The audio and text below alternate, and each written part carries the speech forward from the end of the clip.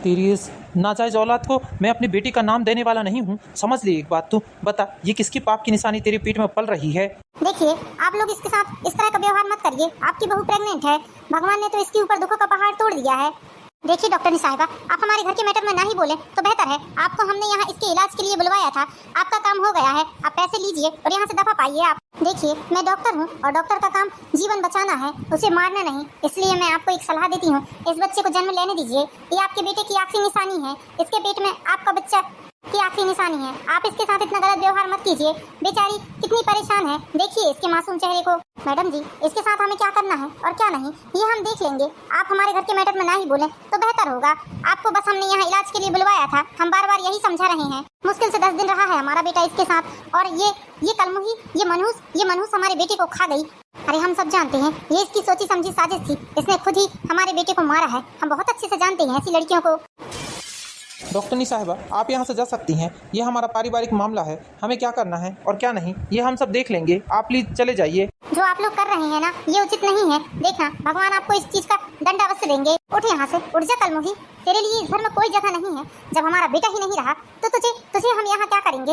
ना जाने किसका पाप लेकर बैठी हुई है, हमारे बेटे को खा गई, अब हमारे परिवार को कलंकित करना चाहती है। निकल जा, हमने बोला इस घर से। मम्मी जी मेरा यकीन करिए, ये बच्चा अमित जी का ही है। मम्मी जी मेरी बात का यकीन करिए, मेरा यकीन मानिए मम्मी जी, मैं झूठ नहीं बोल रही हूँ। ये बच्चा अमित जी का ही है, ये बच्चा अमित जी का ही है मम्मी जी। मेरे चरित्र में कोई दाग नहीं है मम्मी जी। शांति, निकाल कर इस मनहूस को घर के बाहर फेंक दो।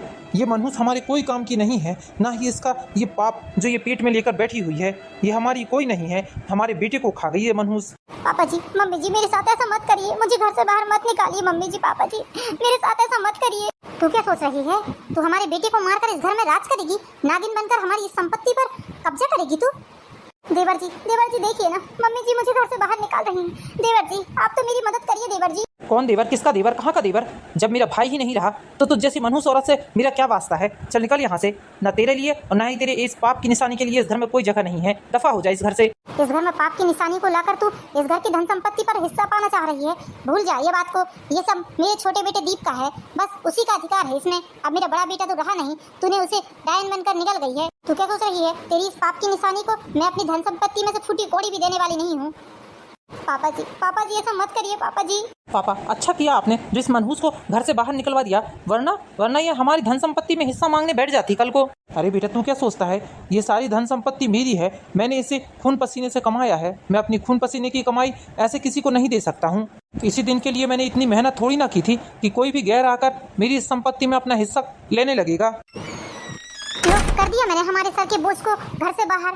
यदि वो इस घर में रहती तो पता नहीं क्या होता हम लोगों के साथ। हाँ शांति, तुमने बहुत बढ़िया किया जो उस मनहूस को हमारे घर से बाहर कर दिया तुमने। अरे वो क्या सोच रही थी? मम्मी पापा, भैया के जाने के बाद ये सारी धन संपत्ति सिर्फ और सिर्फ मेरी है, इसमें मेरा अधिकार है, इसका वारिस मैं ही हूँ आप लोगों के बाद। हाँ दीप बेटा, ये सब तेरा ही है, तू ही है इस धन संपत्ति का वारिस। तेरे भैया के जाने के बाद सिर्फ और सिर्फ तेरा ही है ये सब कुछ। तो मम्मी जी, पापा जी दरवाजा खोलिए पापा जी। मम्मी जी दरवाजा खोलिए। मैं अमित जी की पत्नी हूँ, आप लोगों ने मेरी शादी कराई थी अमित जी से। मैं ऐसे ही नहीं आई हूँ इस घर में, आप लोग खुद ही मुझे लेकर आए थे। आप लोग खुद मेरे लिए रिश्ता लेकर गए थे मेरे घर। अब अमित जी इस दुनिया में नहीं रहे तो इसमें मेरा क्या दोष है? मैं यहाँ से कहीं जाने वाली नहीं हूँ, मैं यहीं रहूंगी, यहीं बैठे बैठे अपने प्राण त्याग दूंगी, लेकिन यहाँ से हिलूंगी भी नहीं। मैं अपने होने वाले बच्चे के साथ इतनी नाइंसाफी नहीं कर सकती। दरवाजा खोलिए मम्मी जी। पापा जी हाँ बैठे रहे, देखते हैं हम भी तू भी कब तक दरवाजे पे बैठी रहती है। मम्मी पापा, यदि इस औरत ने पुलिस थाने में जाकर हम लोगों की कंप्लेंट कर दी तब हमारा क्या होगा? अरे बेटा, तू क्यों इतनी चिंता कर रहा है? तू जानता नहीं है क्या तेरे पापा की पहुंच पुलिस थाने से लेकर कमिश्नर तक है। बड़े बड़े अधिकारियों के साथ हमारा उठना बैठना रहता है। कोई ऐसे ही थोड़ी ना कंप्लेंट लिख लेगा। जिस गली से गुजरेगी उस गली से हमें 100 फोन आ जाएंगे। तू चिंता मत कर, यदि इसने थाने में जाकर एक कदम भी रखा तो इस लड़की को धक्के मारकर निकाल दिया जाएगा। हाँ पापा, मैं ये बात तो भूल ही गया था कि आपके बड़े बड़े अधिकारियों के साथ उठना बैठना है।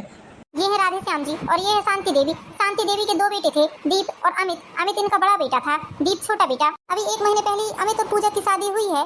पूजा और अमित दोनों हनीमून मनाने कश्मीर गए हुए थे। दोनों पहाड़ियों में घूम रहे थे, तभी अचानक से पहाड़ से एक बड़ा सा पत्थर गिरा और अमित के सर पर आकर गिर गया। किस्मत से पूजा तो बच गई, लेकिन दुर्भाग्यवश अमित तुरंत ही स्पॉट पर खत्म हो गया। किसी तरह अमित की बॉडी को गांव लेकर आया गया। अमित के घर वालों पर और पूजा पर तो मानो दुखों का पहाड़ टूट गया हो।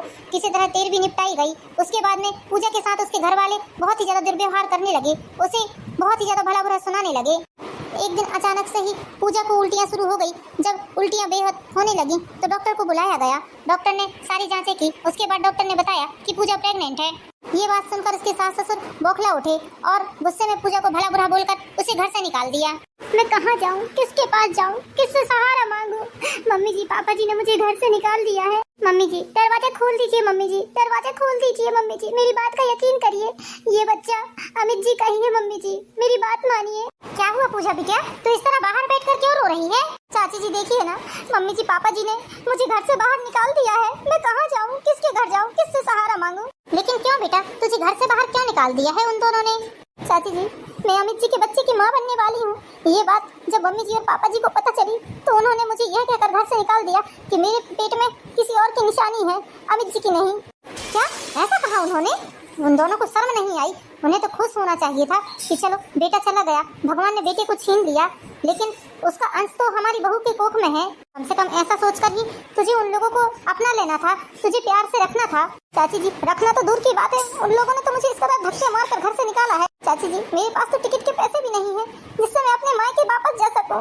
मैं कैसे कैसे अपने मायके वापस जाऊं? चाची जी बेटा, तू चिंता मत कर, तू अभी कुछ दिनों के लिए अपने मायके चली जा। मैं तुझे पैसे देती हूँ टिकट के लिए। ये लोग जल्लाद हैं, जल्लाद। ये लोग पता नहीं किस तरह के इंसान हैं। यदि तू इन लोगों के बीच में रहेगी तो ऐसा ना हो कि तेरी संतान को और तुझे कुछ भी नुकसान पहुंचा दे। चल बेटा, मैं तुझे टिकट के पैसे देती हूँ, तू अपने मायके चली जा। आपका लाख लाख धन्यवाद चाची जी, ये एहसान मैं आपका कभी नहीं भूलूंगी। आप एक गैर होकर मेरी मदद कर रही हैं और जो मेरे अपने थे वो मेरे गैर बन गए हैं। शर्म नहीं आती पापियों को, बेचारी अबला औरत पर इतना जुल्म ढा रही हैं। भगवान ना जाने कौन सी नरक की आग में झोंकेगा इनको। तू जरा भी चिंता मत कर बेटा, भगवान तेरे साथ सब कुछ अच्छा ही अच्छा करेगा। दोबारा इन पापियों को कभी पलट कर भी मत देखना। ये ममता जी हैं, शांति जी की पड़ोसी, स्वभाव से बहुत ही अच्छी महिला है। ये पूजा को टिकट का पैसा देकर उन्होंने पूजा को उसके मायके भेज दिया। पूजा अपने मायके में जाकर बहुत दुखी रहने लगी। पूजा जब भी अपने ससुराल में फोन लगाती, उसके ससुराल वाले फोन ही नहीं उठाते थे। धीरे धीरे करके 1 महीने 2 महीने बीत गए। शांति, ये पूजा का फोन बार बार क्यों आ रहा है? क्या हुआ जी, क्या बात है? शांति, हमारी उस मनहूस बहू के बाप का फोन आ रहा है। क्या बोलूं मैं उसे, बार बार फोन किए जा रहा है। अरे आप इतनी टेंशन क्यों ले रहे हो? साफ साफ उसके बाप से बोल दो कि वो लड़की इस घर के लायक नहीं है। जब हमारा बेटा ही नहीं रहा तो उसका हम क्या करेंगे? हाँ, ऐसा ही बोल देता हूँ उसके बाप से। हेलो, बोलिए क्या बात है, क्यों फोन कर रहे हैं आप बार बार? लेकिन समधी जी, हमारी बात तो सुनिए। एक तो भगवान ने मेरी बेटी के ऊपर ऐसे ही कहर ढार दिया है और ऊपर से आप लोग भी उसे इतना परेशान कर रहे हैं। परेशान कर रहे हैं? तुम्हारा कहने का मतलब क्या है? अरे अपनी लड़की के लक्षण देखे हैं तुमने? आपकी लड़की ना जाने किसका पाप लेकर हमारे घर में आ गई है और बोल रही है कि हमारे बेटे का बच्चा है ये उसके पेट में। समझी जी, आप तो इस तरह की बात मत करिए। आप मेरी बेटी के ससुर हैं, आपको शोभा नहीं देता इस तरह की बात करना। अरे हमें नहीं पता वो अपने पेट में कहाँ के पाप की निशानी लेकर घूम रही है और नाम हमारे बेटे का ले रही है। 8 दिन रही है हमारे बेटे के साथ, इतने जल्दी वो उसके बच्चे की माँ नहीं बन सकती है। ना ही उस पापिन की हमारे घर में कोई जगह है और ना ही उसके पेट में पल रहे पाप की। फोन रखिए और दोबारा मुझे फोन करने की जरूरत नहीं है आपको, समझ लीजिए वरना। समझी जी, शांति, जाओ हमारे लिए कुछ खाने पीने का इंतजाम करो, बहुत जोरों की भूख लगी हमें। हाँ जी ठीक है। धीरे धीरे करके 5 महीने बीत चुके थे। इन 5 महीनों के अंदर पूजा भी 5 महीने की प्रेग्नेंट थी। यहाँ शांति जी का छोटा बेटा दीप, वो भी नौकरी पर लग गया था और उसकी भी शादी हो चुकी थी। पूजा अपने मायके में ही रह रही थी। एक छोटा सा पार्लर खोला था उसने, क्योंकि शादी के पहले उसने पार्लर का कोर्स किया हुआ था। वो अपने माता पिता और अपने भाई पर बोझ नहीं बनना चाहती थी, इसलिए बेचारी थोड़ा मोड़ा काम करके अपने खुद का खर्चा निकाल लेती थी। पूजा धीरे धीरे करके बहुत मेहनत करने लगी पार्लर में। अब धीरे धीरे करके उसका पार्लर भी आगे तरक्की करने लगा था। हाँ तो बाबू आज बताओ कि ऑफिस से आते समय तुम्हारे लिए क्या लेकर आऊंगा मैं? तुम्हें क्या क्या चीज पसंद है? बहू, 1 कप चाय बनाकर दे दो अपने ससुर जी को, बहुत टाइम हो गया है बेटा। मम्मी, आपको जरा भी तरीका नहीं है क्या कि बहू बेटों के कमरे में किस तरह आना चाहिए? ये क्या तरीका हुआ है आपका? लेकिन बेटा, मैंने ऐसा क्या कर दिया जो तू इतने दम से चिल्ला रहा है मुझ पर? आप 1 नंबर की गवार हो गवार। आपको लगता है आपके माता पिता ने इतने भी संस्कार नहीं दिए हैं? आपको एक बार दरवाजा नोक करके आना था। ये क्या तरीका है आपका? अरे हम लोगों की नई नई शादी हुई है, अब हम लोग क्या बात कर रहे हैं, कैसी स्थिति में है, आपको इस चीज़ का ख्याल रखना चाहिए मम्मी। ये कौन सा तरीका है आपका? क्या अब इस घर में प्राइवेसी नाम की कोई चीज़ नहीं है? हमें इसीलिए आपके ऊपर बहुत गुस्सा आती है। अरे बेटा, वो तेरे पापा को चाय पीना था, इसलिए बस मैंने बहू को आकर आवाज लगा दी। क्यों मम्मी जी, जब पापा जी को चाय पीनी थी तो आप बना कर नहीं दे सकती थी क्या? मैं क्या आपके पति के नौकर हूँ जो आप मुझे चाय बनाने के लिए बोल रही हैं? रितु बेटा, ये क्या बोल रही हो तुम इस घर की बहू हो। बहू होने के नाते तुम्हारे कुछ कर्तव्य हैं, उन कर्तव्यों को तो तुम्हें निभाना ही पड़ेगा। बस करो मम्मी, रितु इस घर की बहू है, इसका मतलब ये नहीं है कि आप जब चाहे तब कमरे में आकर उसे ऑर्डर लगाते रहोगी। वो कोई बावर्ची या इस घर की नौकरानी नहीं है जो आप उसे जब देखो तब हुक्म चलाओगे और वो आपकी बात मानने लगेगी। जाइए अब यहाँ से, पूरा मूड खराब कर दिया आपने हम लोगों का। और हाँ, दोबारा से आने से पहले 2 बार नॉक करके आइएगा। लेकिन बेटा, लेकिन कुछ नहीं मम्मी, आप यहाँ से चले जाइए, वही बेहतर होगा आपके लिए। बाबू, माँ की इस हरकत के लिए मैं बहुत शर्मिंदा हूँ। अब मैं तुम्हें क्या बताऊँ, तुम माँ की इस हरकत के लिए मुझसे नाराज मत होना। मुझे आज बहुत बुरा लगा है। मम्मी जी इस तरह हमारे कमरे में बेधड़क क्यों आ गई? उन्हें एक बार आवाज लगाना था। ठीक है, अब जाने भी दो ना, मैंने तो मम्मी को कितना कुछ सुना दिया है। नेक्स्ट टाइम जब ऐसा होगा तो देख लेंगे। मम्मी, कितने दिनों से मेरा पार्लर बंद पड़ा है। अब मुन्ना भी 2 महीने का हो गया है, इसलिए मुझे भी पार्लर जाना पड़ेगा। अब आप मुन्ने का ध्यान रखिएगा। पूजा बेटा, अभी कम से कम मुन्ने को 6 महीने का हो जाने दे, उसके बाद पार्लर जाना। तेरी हालत भी कमजोर लग रही है बेटा, तू अभी से काम पर जाने लगेगी तो तेरा शरीर भी टूट जाएगा। मम्मी, मुझे अपने मुन्ने को अच्छे से अच्छी परवरिश देनी है, इसके लिए मुझे पैसे तो कमाने ही पड़ेंगे ना। इसलिए मम्मी, आप मेरी चिंता मत कीजिए, मैं एकदम ठीक हूँ। आप बस मुन्ने का ध्यान रखिएगा। पूजा बेटा, तेरी माँ सही बोल रही है। अभी थोड़े दिनों तक मुन्नी का ख्याल रख तू, उसके बाद जाना पार्लर। बाप का साया तो उसके सर से भगवान ने पहले ही छीन लिया है। अब तू उसे कम से कम माँ और बाप दोनों का प्यार दे। हमसे जितना बनेगा हम उतना जरूर करेंगे हमारी नाती के लिए। लेकिन बेटा, तू थोड़े दिनों तक अपने बच्चे की परवरिश अपनी आंखों के सामने कर। पापा, परवरिश करने के लिए पैसों की जरूरत पड़ती है, जो कमाना पड़ता है, ऐसे ही नहीं आ जाते हैं पापा। इसलिए पापा प्लीज मुझे अपने काम पर जाने दीजिए। आप भी रिटायर हो चुके हैं पापा, अब आपकी जॉब भी नहीं रही है। अब आपके कंधों में सारे घर का भार है, ऊपर से मैं और मेरा बच्चा, हम दोनों आपके ऊपर बोझ नहीं बनना चाहते हैं। इसलिए पापा प्लीज मुझे जाने दीजिए बस। ठीक है बेटा, तू जाना चाहती है तो जा, लेकिन बेटा ये सफ़ेद साड़ी को छोड़ कर जा। तू कोई रंगीन साड़ी पहन बेटा, बहुत हो गया, बहुत देख लिया हमने। साल भर से तेरे आंख में ये सफ़ेद साड़ी देख रहे हैं। अब बेटा इस सफ़ेद लिबास में तुझे देख के नहीं होता है, तू ये साड़ी उतार दे, रंगीन कपड़े पहन कर जा। क्या करूँ पापा, भगवान ने मेरी किस्मत में यही रंग लिखा है, इसलिए मैं इस रंग को नहीं छोड़ सकती। पूजा बेटा, ऐसा नहीं है, एक इंसान के चले जाने से सारा जीवन खत्म नहीं हो जाता। देख बेटा, अभी तो जवान है, तेरी उम्र ही क्या हुई है। बेटा, समय के साथ हम तेरा दूसरा ब्याह कर देंगे। नहीं मम्मी, मैं अमित जी के अलावा किसी और को अपने जीवन में आने नहीं दे सकती। अमित जी मेरे लिए जिंदा थे, हैं और हमेशा रहेंगे। भले ही वो आप लोगों की नज़रों में खत्म हो गए हों, लेकिन मैं उन्हें अपने पति के रूप में पहले ही स्वीकार कर चुकी थी। अब उनके अलावा मेरे जीवन में ना ही कोई आएगा और ना ही मैं किसी को आने दूंगी। ठीक है बेटा, लेकिन ये सफ़ेद साड़ी को उतार दे। तू नहीं जानती बेटा, जब हम तुझे इस लिबास में, इस सफ़ेद साड़ी में देखते हैं तो हमारे दिल में क्या बीतती है, हम तुझसे बता भी नहीं सकते बेटा। पल पल मर मर कर जीते हैं। ठीक है माँ, यदि आप बोल रही हैं तो मैं कोई और दूसरे कलर की साड़ी पहन लेती हूँ। समय पूरा होते ही पूजा ने एक प्यारे से बच्चे को जन्म दिया जो अब 2 महीने का हो चुका था। पूजा अपने माँ बाप पर बोझ नहीं बनना चाहती थी, इसलिए वापस अपने काम पर लौट गई। वहाँ दीप अपने माँ बाप पर बहुत ही ज़्यादा अत्याचार करने लगा। शांति जी और राम प्रसाद जी पर उनकी बहू बेटे दोनों ही बहुत अत्याचार करने लगे। धीरे धीरे करके दोनों की हालत खराब होने लगी। क्या हुआ बुढ़िया, तुझसे कब से बोला था मैंने कि मेरे लिए नाश्ता बना कर लेकर आ। तू अभी तक बर्तन ही मांज कर लाई है। बेटा, बनाने जा ही रही थी, पहले मैंने सोचा बर्तन मांज लूं, उसके बाद नाश्ता बना देती हूँ। बुढ़िया, तुझे कितनी बार बोला है कि सुबह 5 बजे उठा कर, ताकि तेरा सारा काम समय से हो जाए। यदि ऐसे ही काम करेगी तो कैसे कैसे काम चलेगा। तू अभी इतनी भी बूढ़ी नहीं हुई है कि तेरे हाथ पैर बिल्कुल ही ना चले। सुबह 8 बजे सोकर उठेगी, सुन ले कान खोल कर तू, वरना तेरा दाना पानी सब बंद हो जाएगा इस घर से। उसके बाद तू भूखी मरना, और साथ में तेरे पति को भी भूखा ही मारेंगे हम लोग। वैसे भी तेरा पति अब हमारे किसी काम का रहा नहीं, उसके शरीर में इतनी ताकत ही नहीं है कि वो हमारा कोई काम कर सके। वो तो हमारा एहसान मान कि हम तेरे पति को दवा गोली और खाना पीना खिला रहे हैं, उसे हमारा एहसान मान। तू तो मेरा कोई भी काम यदि समय पर नहीं हुआ तो समझ जाना, फिर तेरे पति के साथ मैं क्या करूंगी। नहीं नहीं बेटा, तू उनके साथ कुछ मत करना, उनकी तबीयत वैसे भी अभी ठीक नहीं रह रही है। बेटा, मैं तेरा सारा काम कर दूंगी। आयुष बेटा, कहाँ हो तुम? देखो तुम्हारे स्कूल का समय हो गया है, जल्दी आओ, मुझे भी पार्लर जाना है। मम्मा, आज मुझे स्कूल नहीं जाना है, मुझे खेलना है। चुपचाप अपना बैग पकड़ो और स्कूल के लिए निकल जाओ। तुम्हें पता है ना, मैं तुम्हें एक दिन भी स्कूल का गैप नहीं करने दे सकती। देखो बेटा, इस तरह खेलने से कुछ नहीं होगा। तुम पढ़ोगे लिखोगे तो आगे चल के तुम्हारा अच्छे भविष्य होगा, तुम नौकरी कर पाओगे। हाँ मम्मा, मैं नौकरी करूँगा, मुझे पता है, लेकिन मम्मा आज मेरा मन खेलने का बहुत हो रहा है। पूजा बेटा, जब आयुष आज मना कर रहा है तो इसे स्कूल मत पहुंचा। नहीं पापा, आपके लाड़ प्यार ने तो तो इसे और भी ज्यादा बिगाड़ दिया है।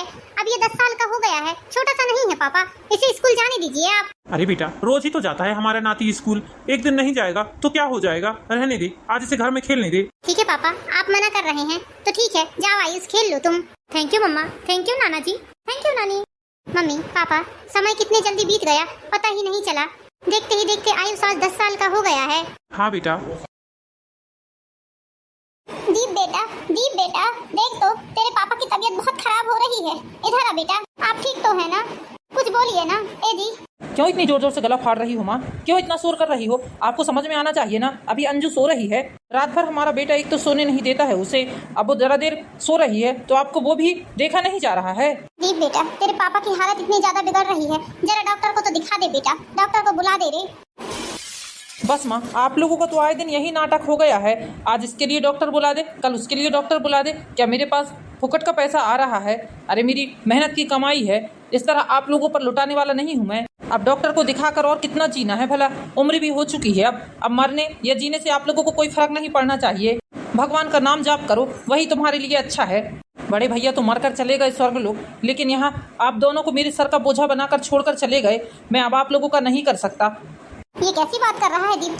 तू हमारा बेटा है, हमने तुझे पाल पोस कर इतना बड़ा किया, इस लायक तुझे बनाया कि तू आज नौकरी सर्विस कर सके, और तू हम लोगों को इस तरह से सुना रहा है। एहसान नहीं कर दिया है आप लोगों ने मेरे ऊपर।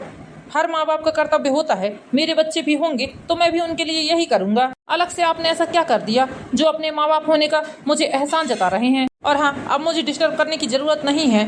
शांति, हम इसी लायक हैं, ये सब हमारे कर्मों का फल है। यही सोचकर जितने दिन जी रहे हैं जी लेंगे। मैं आपके लिए थोड़ा सा काढ़ा बनाकर लाती हूँ, उससे आपको थोड़ा ठीक लगेगा। अरे कहाँ चल दी मम्मी जी आप? बेटा, तेरे ससुर जी की तबीयत बहुत ज्यादा खराब लग रही है, इनके लिए मैं थोड़ा सा काढ़ा बनाने जा रही हूँ। क्या मम्मी जी, काढ़ा के लिए जो सामान लगेगा वो कहाँ से आएगा भला? क्या आप लोगों ने हमारे लिए पैसों का भंडार भर कर रखा है यहाँ? अरे कोई पानी से नहीं बन जाता है काढ़ा, तो काढ़ा बनाने के लिए भी कुछ कुछ सामान चाहिए होता है। और ये क्या, आज सारा काम पड़ा हुआ है, कौन करेगा? आपका मरा हुआ बाप आसमान से आकर काम करेगा क्या? ये क्या बोल रही हो अंजू तुम? तुम्हें बड़ों से बोलने की जरा भी तमीज नहीं है। मैं तुम्हारी सास हूँ, तुमने तो हद ही पार कर दी है। ये मेरा घर है, मेरी धन संपत्ति है, इसमें तुम्हारा कोई अधिकार नहीं है जो तुम इस तरह से मुझसे बात कर रही हो। हाय राम, देखो तो जरा, एक पाँव स्वर्ग में एक पाँव नरक में, फिर भी किस तरह की बात कर रही है ये बुढ़िया। ये तो तुझे अभी पता चल जाएगा कि ये घर किसका है और इस घर में किसका राज है। चल उठा अपना बोरिया बिस्तर और अभी के अभी यहाँ से दफा हो जा। दफा हो जा? कहाँ जाऊँ मैं यहाँ से? ये मेरा घर है, मेरे पति का घर है। तू होती कौन है मुझे घर से निकालने वाली? अभी बताती हूँ मैं होती कौन हूँ तुझे घर से बाहर निकालने वाली। तू और तेरा ये अधमरा पति इस घर में एक सेकंड भी नहीं ठहर सकते। अब चल निकल यहाँ से बाहर। नहीं नहीं, मुझे घर से मत निकालो, मैं ऐसी हालत में इनको लेकर कहाँ जाऊंगी बेटा, ऐसा मत कर बेटा। बहू, ऐसा मत करो बेटा, गलती हो गई तुम्हारी सास से, अब वो इस तरह की बात नहीं करेगी। नहीं, मैं अब तुम लोगों का बोझ और नहीं सह सकती। तुम लोग फौरन इस घर से निकल जाओ। इस घर में तुम्हारा कोई नहीं है, ना ही तुम्हारा बेटा और ना ही तुम्हारी बहू। बहू, ऐसा मत करो बेटा, ऐसा मत करो, हमें घर से बाहर मत निकालो बेटा। बहू। अंजू अपने सास ससुर को धक्के मारकर घर से बाहर निकाल देती है। उनके लाख चिल्लाने और गिड़गिड़ाने पर भी दीप और अंजू दोनों ही दरवाजा नहीं खोलते हैं। आखिर परेशान होकर बेचारे दोनों रेलवे स्टेशन पर पहुंच जाते हैं। ऐसी जिंदगी से तो मौत भली है शांति, ऐसी जिंदगी से मौत भली। चलो हम दोनों रेल के आगे आकर कट जाते हैं, हम अपनी जीवन लीला ही समाप्त कर लेते हैं। अब हमें नहीं जीना है इस दुनिया में। हाँ जी, ऐसी जिल्लत भरी जिंदगी जीने से अच्छा मौत भली है। चीकू बेटा, बहुत ज्यादा भीड़ है, मेरा हाथ मत छोड़ना, तुम्हारे लिए ये जगह अनजान है। हाँ मम्मा, मैं आपका हाथ नहीं छोड़ता। यहाँ से हमें ऑटो पकड़ना पड़ेगा बेटा, चलो जल्दी, ऑटो वाले को देखना पड़ेगा। ये तो हमारी बहू पूजा है जी, इसने हमें पहचाना नहीं। पूजा बेटा, पूजा बेटा। मम्मी जी, पापा जी, आप यहाँ इस हालत में आप रो क्यों रहे हैं? क्या बात है? और आप ऐसी हालत में यहाँ रेलवे स्टेशन पर क्यों खड़े हैं? बेटा, ये सब हमारे कर्मों का फल है जो आज हम भोग रहे हैं। जो कुछ हमने तुम्हारे साथ किया, आज भगवान वही सब हमारे साथ कर रहा है। बेटा, आज का दिन हम दोनों के जीवन का आखिरी दिन है और इस आखिरी दिन में हम तुमसे माफी मांगना चाहते हैं। अपने किए की माफी मांगना चाहते हैं बेटा। तुम्हारे साथ हमने बहुत गलत किया है, बहुत गलत किया है बेटा, हमें माफ कर दो। शायद ऊपर जाकर भगवान हमें माफ करे या ना करे, लेकिन तुम हमें माफ कर दो बेटा। ऐसा मत बोलिए मम्मी जी, पापा जी, क्या हुआ आप लोगों के साथ? आप इस तरह से क्यों बात कर रहे हैं? बेटा, हम तुम्हें क्या बताएं, जिस दिन से दीप की शादी हुई है उस दिन से दीप ने अपना रंग ही बदल लिया है। उसकी बीबी हमें इतने सालों से घर का नौकर बनाए रखी है। हमें एक एक रोटी के लिए मोहताज कर देती है वो। हमारे बीमार होने पर एक गोली दवाई तक नहीं मिलती है हमें, और तो और घर के नौकरों को भी घर से निकाल दिया है। सारे नौकरों वाले काम में और तेरे ससुर जी करते हैं बेटा। हमारा जीवन नरक से बदतर हो गया है। ऐसे जीवन से अच्छा है कि भगवान हमें मौत दे देता। बेटा आज उसने हमें घर से बाहर धक्के मारकर निकाल दिया है। ऐसी जिल्लत भरी जिंदगी अब हम नहीं जी सकते।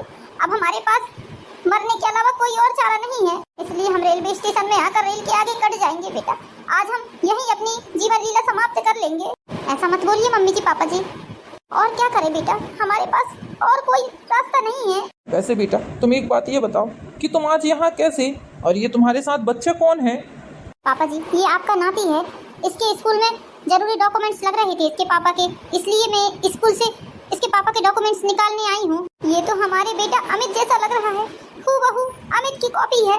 बेटा हमने तेरे ऊपर शक किया, तेरे ऊपर इतना बड़ा इल्जाम लगाया, तू रोती रही, गिड़गिड़ाती रही, लेकिन हमने तेरी बात का यकीन नहीं किया बेटा। हाँ बेटा, ये तो हूबहू हमारे बेटे अमित की कॉपी है, बिल्कुल अमित की तरह दिख रहा है बेटा। अमित भी ऐसा ही दिखता था।